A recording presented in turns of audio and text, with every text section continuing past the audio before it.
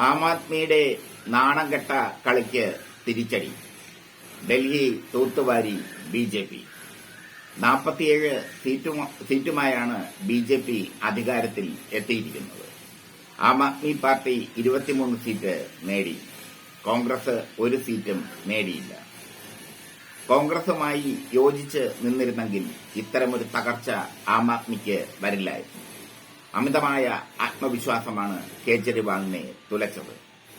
ആം ആദ്മിയുടെ agenda ഒരു കാലത്ത് കോൺഗ്രസിന് എതിരായിരുന്നു. ഡൽഹിയിൽ കോൺഗ്രസ് ഭരണത്തെ തൂത്തെറിഞ്ഞാണ് ആം ആദ്മി അധികാരം പിടിച്ചെടുത്തത്.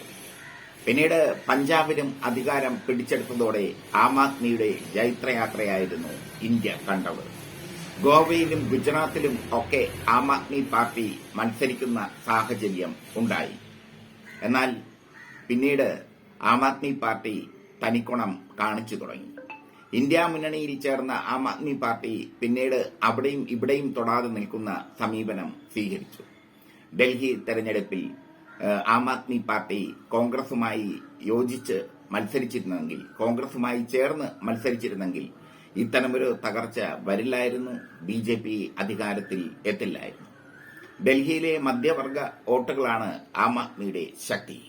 ആ മധ്യവർഗ വോട്ടുകൾ ബി.ജെ.പി. കൊണ്ടുപോയി. കുറഞ്ഞത് 25 സീറ്റുകളിൽ ബി.ജെ.പി. വിജയിക്കാനുള്ള കാരണം മധ്യവർഗ വോട്ടുകൾ ചിതറിപ്പോയതാണ്. ആം ആദ്മി പാർട്ടിക്കും കോൺഗ്രസിനുമായി ചിതറിപ്പോയി മധ്യവർഗ വോട്ടുകൾ. മാത്രമല്ല, അരവിന്ദ് കേജ്രിവാൾ അടക്കം തോൽക്കുന്ന ഒരു സ്ഥിതിവിശേഷം ഡൽഹിയിൽ ഉണ്ടായിരിക്കുന്നു. ആം ആദ്മി പാർട്ടിയുടെ നിലനിൽപ്പ് തന്നെ അവതാളത്തിലായി മാറിയിരിക്കുന്നു. കുറഞ്ഞത് 25 സീറ്റുകളിൽ വിജയിക്കാൻ കഴിയുമായിരുന്നു ആം ആദ്മിയും കോൺഗ്രസും ഒരുമിച്ച് നിന്നിരുന്നെങ്കിൽ. പക്ഷേ ആം ആദ്മിയും കോൺഗ്രസും ഒരുമിച്ച് നിന്നില്ല. അരവിന്ദ് കേജ്രിവാൾ അതിന് സമ്മതിച്ചതുമില്ല. ഈ സാഹചര്യത്തിലാണ് ബി.ജെ.പി. ഇടിച്ചു കയറിയതും ഡൽഹി കീഴടക്കിയതും. ബി.ജെ.പി. 27 വർഷത്തിന് ശേഷമാണ് ഡൽഹിയിൽ അധികാരം പിടിക്കുന്നത്. ഇനി അങ്ങോട്ട് ആം ആദ്മി പാർട്ടിയെ തൂത്തെറിയാനുള്ള നടപടിക്രമങ്ങളായിരിക്കും ബി.ജെ.പി. സ്വീകരിക്കുക എന്നുള്ളത് ഉറപ്പ്. മദ്യനയ അഴിമതി അടക്കമുള്ള നിരവധി അഴിമതി കേസുകൾ കേജ്രിവാളിന്റെ തലയിലുണ്ട്. കേജ്രിവാളിനെ പൂട്ടിയാൽ ആം ആദ്മി തകരും എന്ന് ബി.ജെ.പിക്ക് അറിയാം. അതിനുള്ള ശ്രമമായിരിക്കും ബി.ജെ.പി. ഇനി നടത്തുക എന്നത് ഏകദേശം ഉറപ്പായി. എന്തായാലും ആം ആദ്മി വിചാരിച്ചതുപോലെ തന്നെ തകർന്ന് തരിപ്പണമായി.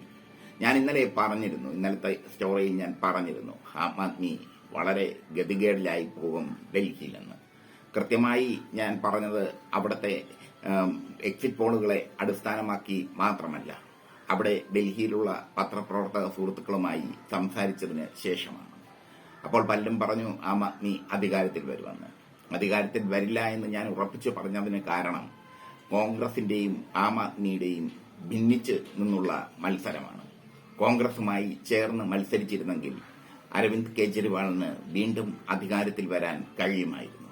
പക്ഷേ അരവിന്ദ് കേജ്രിവാൾ ഒറ്റയ്ക്ക് നിന്ന് മത്സരിച്ചു. അതിന് പണിയും ഇരന്നു വാങ്ങി.